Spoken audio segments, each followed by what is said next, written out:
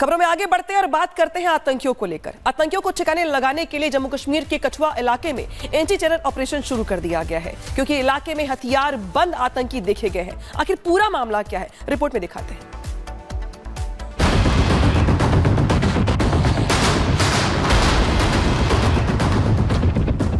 जम्मू कश्मीर में आतंकवाद का नामो निशान मिटाने के लिए सेना अलर्ट पर है। आतंकियों को ठिकाने लगाने के लिए एंटी टेरर ऑपरेशन भी शुरू कर दिया गया है। इसकी सबसे बड़ी वजह यह है कि कठुआ के बिलावर इलाके में 3 आतंकी देखे गए हैं। जानकारी के मुताबिक कठुआ के स्थानीय लोगों ने 3 आतंकियों को घातक हथियारों के साथ देखा, जो जंगल की तरफ जा रहे थे। वहां के लोगों ने बिना वक्त गवाए इस बात की जानकारी पुलिस को दी, जिसके बाद जम्मू कश्मीर पुलिस के साथ सेना के जवान भी अलर्ट मोड पर आ गए। आतंकियों की तलाश के लिए जम्मू कश्मीर पुलिस ने भारतीय सेना के साथ मिलकर इलाके में एंटी टेरर ऑपरेशन शुरू कर दिया है। चेक पॉइंट पर भी सुरक्षा बलों की संख्या बढ़ा दी गई है। कठुआ में आने जाने वालों की तलाशी ली जा रही है। साथ ही सुरक्षा भी चाक चौबंद कर दी गई है, जिससे आतंकी जल्द से जल्द धर दबोचे जा सके। जम्मू के कठुआ जिले के बिलावर इलाके में सुरक्षा बलों की तरफ से बड़े पैमाने पर आतंक विरोधी अभियान चलाया जा रहा है। इस अभियान में जम्मू कश्मीर पुलिस, भारतीय सेना और सीआरपीएफ संयुक्त रूप से भाग ले रहे हैं। आपको बता दें कि कल देर रात 3 संदिग्ध हथियारबंद आतंकियों के धनु परोल के इलाके में देखे जाने के बाद सुरक्षा बलों की तरफ से ऑपरेशन शुरू किया गया है, जिसमें घने जंगलों को लगातार खंगाला जा रहा है।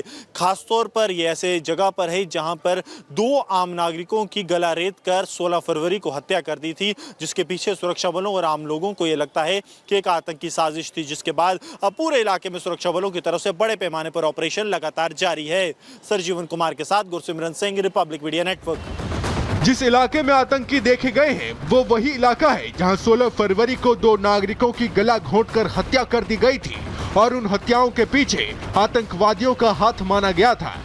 फिलहाल आतंकियों को पकड़ने के लिए सेना के साथ जम्मू कश्मीर पुलिस ऑपरेशन चला रही है। Bureau report, Republic Bharat. Bihar के जमुई में बालू माफिया का आतंक देखने को मिला है, जहां इन बदमाशों ने पुलिसकर्मियों पर ताबड़तोड़ फायरिंग कर दी, जिसके बाद पुलिस ने भी जवाबी कार्रवाई की। रिपोर्ट देखिए।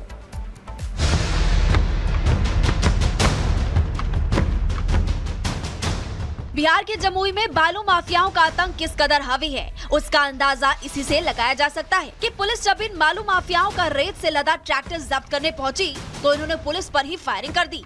1-2 नहीं बल्कि ताबड़तोड़ 9 से 10 राउंड फायरिंग कर दी गई। बताया जा रहा है कि इस मामले में अपर थाना अध्यक्ष महेश सिंह भलभल बचे।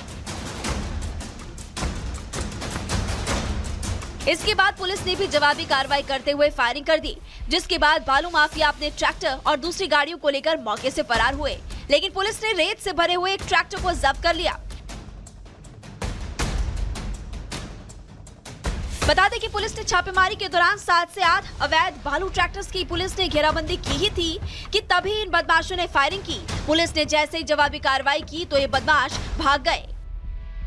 छापेमारी के क्रम में घाट पर 7-8 अवैध बालू उत्खनन करते हुए ट्रैक्टरों को पुलिस द्वारा घेराबंदी की गई थी। इसी क्रम में अवैध उत्खनन करने वाले अपराधियों के द्वारा 9 से 10 राउंड की फायरिंग की गई। पुलिस द्वारा जवाबी कार्रवाई में आत्मरक्षार्थ 5 राउंड की फायरिंग करते हुए सभी अपराधियों को खदेड़ा गया है और इस क्रम में एक अवैध बालू उत्खनन में संलिप्त ट्रैक्टर को भी पकड़ा गया है। फिलहाल घटनास्थल पर स्थिति सामान्य बताई जा रही है। वहीं अवैध खनन के कारोबार में शामिल लोगों की पुलिस पहचान कर रही है।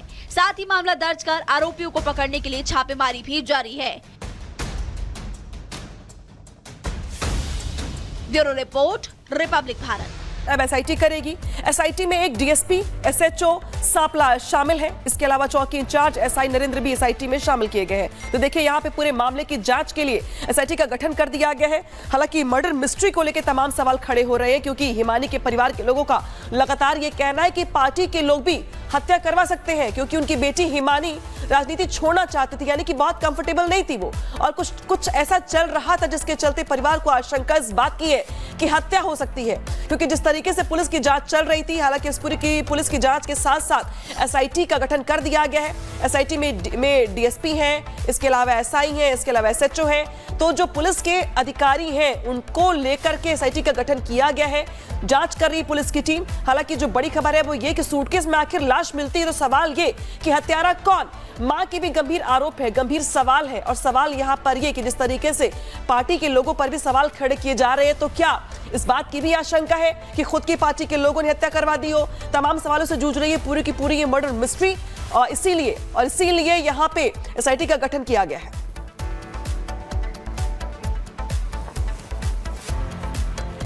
और हिमानी नरवाल का पोस्टमार्टम पूरा कर लिया गया है। कुछ ही देर में पुलिस को सौंपी जाएगी रिपोर्ट। देखिए, बड़ी खबर आ रही है इस पूरे मामले में, एक के बाद एक बड़ा अपडेट ये कि कांग्रेस नेता हिमानी नरवाल का पोस्टमार्टम खत्म कर लिया गया है। पोस्टमार्टम खत्म होने के बाद जो रिपोर्ट है वो जल्द ही पुलिस को सौंपी जाएगी और रिपोर्ट से खुलासा हो पाएगा कि आखिर मौत का जो कारण है वो दरअसल क्या रहा। हालांकि जो सूटकेस में लाश मिली है ये तो साफ साफ दिख रहा है कि हत्या हुई है, लेकिन हत्या हुई कैसे, किस औजार से हुई है, किस चीज से हुई है, इसका खुलासा होना है पोस्टमार्टम रिपोर्ट से।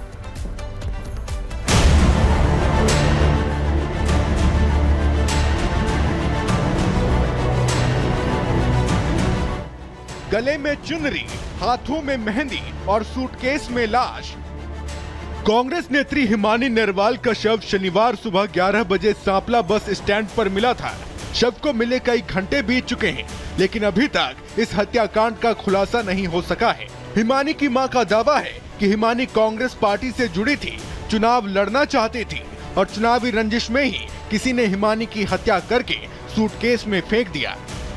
मेरी बेटी का ये था कि पार्टी के कारण उसकी मतलब अब रंजिश हो रही थी, क्योंकि ये चाहते थे भी ये इतनी छोटी उम्र में हमारे से आगे कैसे बढ़ गई। कोई पार्टी के भी हो सकते हैं जिनसे मतलब जिनको रंजिश थी के भी आगे बढ़ रही है। अपील करती हूँ मैं हुड्डा साहब से, आशा हुड्डा से, उनके बहुत नजदीक थी मेरी बेटी, कि मेरी बेटी को मतलब न्याय नहीं मिलेगा तो मैं अपनी बेटी का संस्कार नहीं करूँगी। जोड़ो यात्रा में लाल चौक तक गई है, वो साथ में रही है, 6 स्टेटों में रही है, 6 स्टेटों तक, और फिर भारत जोड़ो यात्रा में आगे भी गई है वो।